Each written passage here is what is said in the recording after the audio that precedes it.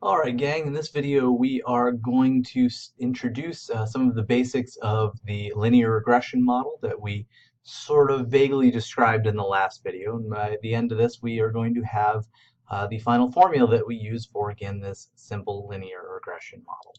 So first, again, just a little recap. Linear regression requires a linear relationship. It does not work for those curvilinear relationships. There are ways of modeling those and making predictions, but they are very complicated and beyond the scope of this class. So it's possible to do, but in this class, our regression technique requires some form of linear relationship. So again, on a scatter plot, you can visualize what a regression line looks like. You've actually seen several of them so far. There's one right behind me right now. That line of best fit, also known as a linear regression line, is a straight line that passes through the center of all y-scores at each level of x. Now, that's a little bit of a complicated way of saying that it models the average relationship between x and y.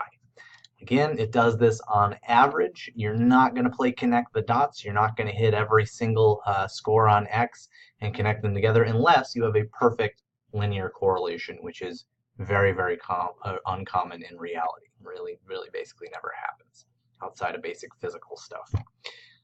But by summing up that relationship, by boiling down that relationship between X and Y into a single line, you can use that line, again, either visually or mathematically, to predict y-scores based on x. You can plug any score on x, whether it's one you have or one that you don't, into that linear regression model, and it will spit out a predicted score for y. And that predicted score, we've seen it before, is this little guy here. That little, it's technically a caret symbol on top, but we call this a y hat. And what the hat symbolizes is that this is not a score that we have actually measured. This is a score that we are predicting based on that regression line. So this is our first point of emphasis, and the biggest thing to emphasize is there are lots and lots and lots and lots of different forms of regression and prediction. This is an area of stats that is slowly taking over the field, and it is slowly. It's not something where 5 years from now you're going to find all this hypothesis testing stuff is useless because it's all regression. But regression is taking over. If you wind up in graduate statistics, you will probably find yourself using a lot of different forms of regression, a lot of different kinds of prediction models. So this is a good one to kind of tuck aside and pay attention to. A good piece of advice, by the way, your inclination after this class is over might be to burn all your notes or whatever, but a good piece of advice I got in undergrad: hang on to all your notes that deal with statistics and methods. They will come up in graduate school. It's really good to have them there to reference. So your notes, your books, that sort of stuff, keep it as your own mini library of this material because it will come up again. So anyway, the simplest form of regression model is the one that we're learning about: simple linear regression. We have straight line linear relationships with one x and one y, one predictor and one criterion. There are lots more advanced models, as we've mentioned. They deal with nonlinear relationships like curvilinear relationships. You can create models with multiple predictors, with multiple outcomes, multiple criterion variables. You can come up with ways of comparing different models to see which ones fit the data best, etc., etc. So there again is an entire vast family of regression models. We're just learning the most basic one because this is an introductory course.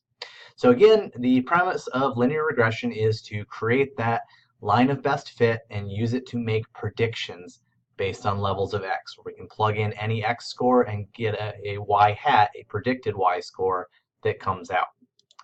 If you know the correlation between x and y, knowing x allows us to predict y.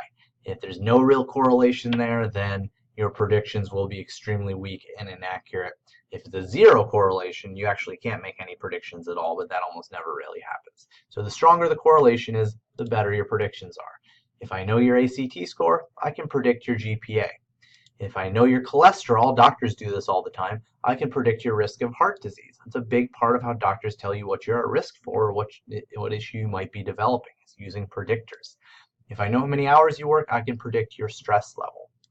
There's error in all of these. Your predictions will be imperfect, but on average, across large groups of people, you're going to come up with a fairly accurate prediction of the future. So you never want to put too much stock in an individual prediction, but overall, across large groups of people, you know that you are going to, at least on average, get it mostly right. It's the best way of predicting the future that we know about is by using established relationships and regression to predict scores that we don't have. Incredibly powerful technique. People, again, spend thousands and thousands of dollars and hours and absurd amount of time and resources trying to predict the future. Regression is the best way of mathematically doing exactly that. So without further ado, let's look at what our linear regression equation looks like. First, this equation software didn't let me put the little hat over y, so I'm calling it y hat, but it's the same thing as the one with the little caret over it. It's a predicted y. Here we see a symbol we've seen many times, x, just kind of our generic stand-in for a variable. We also see some new ones, b and a. We'll talk about what those mean before we wrap things up. This equation will give us our line of best fit mathematically. So again, y hat is your predicted or estimated value of y when you plug in a specific value of x. Let's say we have correlational data on the amount of time spent studying and people's grades on an exam. We could use that to create a linear regression model like this, and we could plug in a specific value of x, say 2 hours worth of studying, x would be 2. We plug that in and it will spit out a predicted exam grade. But to do that, we need these two what are called regression coefficients, A and B. You may have heard of these before in like high school math classes as the y-intercept and the slope. They are the same thing with slightly different names attached, different symbols attached. A is essentially the y-intercept. It's the point at which the regression line intersects the y-axis, which basically means what's your predicted y if x was 0. It sort of provides a starting point for that regression line. It anchors it. Where does that line begin? In our example here, if you plugged in a score of 0, if you didn't study at all, what would your expected exam grade be? Well, not too high, but it would give you a good starting point for that line. B is our slope. It tells us what angle that line takes. Does it accelerate upwards sharply? Does it drop down if you have a negative correlation? Essentially, it's saying every time x goes up by 1, how much on average does y change by? In a positive correlation, of course, x going up means y will also go up. In a negative correlation, x going up means y will go down.